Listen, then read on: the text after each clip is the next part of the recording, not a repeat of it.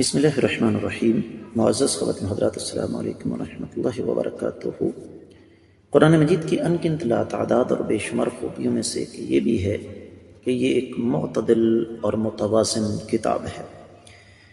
یہی وجہ ہے کہ قرآن مجید میں جہاں بھی رب کائنات نے ایک گروہ کا تذکرہ کیا، اس کے مخالف گروہ کا تذکرہ لازمی اللہ نے فرمایا۔ آج کی آیت مبارکہ اسی سلسلے کی ایک کڑی ہے۔ رب کائنات نے اس آیت مبارکہ میں کفار کا خوفناک انجام بیان فرمایا ہے۔ معمول کے مطابق سب سے پہلے آیت مبارکہ کی تلاوت اللہ رب العزت ارشاد فرماتے ہیں: وَالَّذِينَ كَفَرُوا وَكَذَّبُوا بِآيَاتِنَا فَأُولَٰئِكَ لَهُمْ عَذَابٌ مُّهِينٌ۔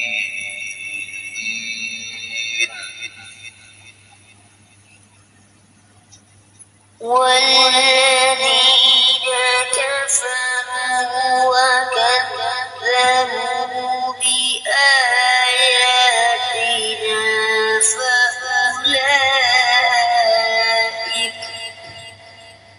فأولئك لهم عذاب مهين۔ معزز خواتین حضرات، رب کائنات کی پاکیزہ کتاب قرآن مجید 17واں پارہ سورہ مبارکہ کا نام الحج، آیت ہے 57۔ رب کائنات ارشاد فرماتے ہیں: والذین، اور وہ لوگ ہاجروا جنہوں نے ہجرت کی، معذرت، والذین، اور وہ لوگ کفروا جنہوں نے کفر کیا، وکذبوا، اور جھٹلایا، بآیاتنا، ہماری آیات مبارکات کو، فاولئک، بس یہی وہ لوگ ہیں، لہم، ان کے لیے، عذاب، سزا ہے، مہین، رسوا کن۔ با محاورہ ترجمہ سماعت فرمائیے گا: اور جن لوگوں نے کفر کیا اور ہماری آیات مبارکات کو جھٹلایا، ان کے لیے رسوا کن سزا ہے۔ امام ابن کثیر رحمۃ اللہ علیہ نے اس آیت مبارکہ کی تفسیر میں کوئی بہت لمبی چوڑی بات نہیں فرمائی، دو تین موٹی موٹی باتیں۔ والذین کفروا وکذبوا بآیاتنا کی تفسیر میں فرمایا: کفرت قلوبہم بالحق، ان ظالموں کے دلوں نے حق کو جھٹلایا۔ وجحدوا بہ وکذبوا بہ، اس کا انکار کیا اور اس کو جھوٹا کہا۔ وخالف الرسل، اور رسولوں کی مخالفت کی۔ واستکبروا عن اتباعہم، اور ان کی پیروی کرنے کے مقابلے میں تکبر کا اظہار کیا۔ تو ایسے لوگوں کے لیے رسوا کن سزا ہے کیونکہ انہوں نے تکبر کیا ہے اور حق سے منہ موڑ لیا ہے، جس طرح کہ اللہ رب العزت سورہ غافر کی 60ویں آیت مبارکہ میں ارشاد فرماتے ہیں۔ یہ آیت مبارکہ امام ابن کثیر رحمۃ اللہ علیہ لے کر آئے: ان الذین یستکبرون عن عبادتی سیدخلون جہنم داخرین، وہ بد نصیب لوگ جو ہماری عبادت کے مقابلے میں تکبر کا اظہار کرتے ہیں، وہ رسوا ہو کر جہنم کا ایندھن بننے والے ہیں۔ معزز خواتین و حضرات، جیسے میں نے آپ کی خدمت میں عرض کیا کہ تفسیر ابن کثیر میں جو کچھ بیان ہوا وہ اتنا ہی۔ دیگر کتب تفسیر کا جائزہ لیا جائے تو سب سے پہلے اہل علم نے ایک مناسبت ذکر کی ہے۔ ماضی قریب کی ایک عظیم شخصیت فقیہ العصر شیخ ابن عثیمین رحمہ اللہ فرماتے ہیں کہ جب رب کائنات نے نیک اعمال کرنے والے اہل ایمان کے اجر و ثواب کا تذکرہ کیا، ساتھ ہی مقابلے میں دوسرے گروہ کو بھی ذکر فرما دیا کہ وہ بد نصیب لوگ جنہوں نے اللہ کے ساتھ کفر کیا، رسولوں کے ساتھ کفر کیا، قرآن کی آیات کو جھٹلایا، ایسے لوگ ذلیل اور رسوا ہو کر جہنم کا ایندھن بنیں گے۔ یہ ان کے تکبر، تمرد اور سرکشی کی سزا ہے۔ اور یہ بات آپ کو ملے گی تفسیر ابن جریر، تفسیر السمعانی، تفسیر السعدی وغیرہ میں پوری تفصیل کے ساتھ۔ اور امام سعدی فرماتے ہیں کہ دراصل اس سے مراد یہ ہے کہ قرآن ہدایت کی طرف رہنمائی کرتا ہے. ان ظالموں نے اس ہدایت کو قبول کرنے کی بجائے راستہ اختیار کیا مخالفت کا، راستہ اختیار کیا اللہ کی آیات مبارکات کو جھٹلانے کا. اللہ رب العزت سورہ زمر کی 32ویں آیت مبارکہ میں ارشاد فرماتے ہیں فَمَنْ أَظْلَمُ مِمَّنْ كَذَبَ عَلَى اللَّهِ وَكَذَّبَ بِالصِّدْقِ إِذْ جَاءَهُ. اس بد نصیب انسان سے بڑا ظالم کون ہو سکتا ہے جس نے اللہ پر جھوٹ باندھا، سچائی کو جھٹلایا جبکہ سچائی اس کے پاس آ چکی تھی.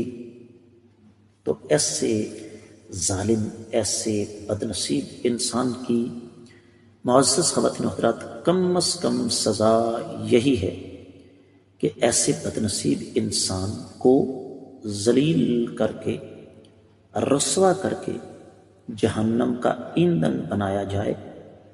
اور یہ ظلم نہیں ہے بلکہ اللہ تعالیٰ کی طرف سے عین انصاف ہے، عین عدل ہے. اب وہ رسوائی کیسی ہوگی اس پر بھی قرآن مجید نے بڑی تفصیل کے ساتھ روشنی ڈالی ہے، جو کہ ہم مختلف مقامات پر پڑھتے آئے ہیں. اس پر ایک تفصیلی بحث تفسیر روح البیان میں موجود ہے، گرامیٹیکلی طور پر، گرامر کے حوالے سے، کہ فا جو دوسری خبر پر آئی ہے یہ تنبیہ ہے. لیکن میں یہ سمجھتا ہوں کہ چونکہ ہمارا مجموعہ بنیادی طور پر عامت الناس کے لیے ہے، لہذا ہم عربی گرامر کی باریکیوں میں آپ لوگوں کو نہیں لے جاتے، اس لیے کہ اس میں بہت ساری باتیں آپ کے اوپر سے گزر جائیں گی. تفسیر المراغی میں ایک بات لکھی ہوئی ہے کہ اللہ تعالیٰ نے دراصل اس مختصر سی آیت مبارکہ میں بہت ساری حقیقتیں بیان فرما دی ہیں، اور ان میں سے ایک حقیقت یہ بھی ہے کہ کافر، ظالم، بدبخت اس قرآن کو نبی علیہ السلام کی طرف سے گھڑا ہوا پیغام سمجھتے تھے، کلام سمجھتے تھے، دوسرے لوگ ان کی معاونت کرتے تھے.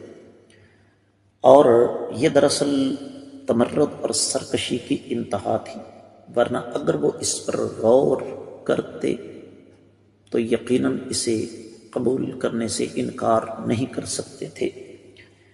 پھر معزز خواتین و حضرات تفسیر روح البیان میں لکھا ہوا ہے کہ حکیم لقمان نے اپنے بیٹے کو یہ نصیحت کی کہ بیٹا، اگر تمہیں موت کے بارے میں شک ہے تو نیند سے دور رہو، اور یہ تمہارے لیے ممکن نہیں. اگر قیامت کے روز اٹھنے کے بارے میں کوئی شک ہے تو پھر نیند سے اٹھو نہیں، یہ بھی تمہارے لیے ممکن نہیں. تو جب تم ان چیزوں پر غور کرو گے، بڑی قیمتی بات ہے معزز خواتین و حضرات، جب تم ان چیزوں پر غور کرو گے تو تمہیں پتہ چلے گا کہ تمہاری جان تمہارے اپنے ہاتھ میں نہیں ہے. نیند موت کی جگہ ہے، اور بیداری، نیند سے بیداری قیامت کے روز اٹھنے کی طرح ہے. تو جب انسان اس بات کو سمجھ لیتا ہے تو پھر وہ کبھی بھی انکار کے راستے پر نہیں چلتا، شک کے راستے پر نہیں چلتا، بلکہ یقین کی منزلیں طے کر لیتا ہے. تو اس آیت مبارکہ سے یہی سبق ہمیں ملتا ہے کہ ہمیں کفار کے راستے پر نہیں چلنا بلکہ یقین اور ایمان کے راستے پر چلنا ہے. اس کے ساتھ ہی اس آیت مبارکہ کی مختصر تفسیر مکمل ہوتی ہے. میں آپ لوگوں سے خصوصی طور پر یہ گزارش کروں گا کہ جہاں تک ہو سکے ان اسباق کو صدقہ جاریہ سمجھ کر جہاں تک ہو سکے آگے نشر فرمائیے. اگر ابھی تک آپ نے میرے چینل کو سبسکرائب نہیں کیا تو ضرور کیجیے، ساتھ لگے گھنٹی کے بٹن کو دبائیے تاکہ تازہ ترین اسباق آپ کو بر وقت ملتے رہیں. فرقہ واریت سے بالا تر آپ کا یہ اپنا چینل خالصتاً کتاب و سنت کی روشنی میں آپ کی رہنمائی کر رہا ہے، جہاں آپ کو قرآن و حدیث کے اسباق، جمعے کے خطبات، مختلف موضوعات پر مختصر دروس اور آپ کی طرف سے آنے والے انتہائی قیمتی سوالوں کے جوابات ملتے ہیں. کامنٹ سیکشن میں آپ کی طرف سے آنے والے محبت برے پیغامات ہماری حوصلہ افزائی کا باعث ہے، میں منتظر رہوں گا۔ آج کے سبق سے اجازت دیجیے۔ السلام علیکم ورحمۃ اللہ وبرکاتہ۔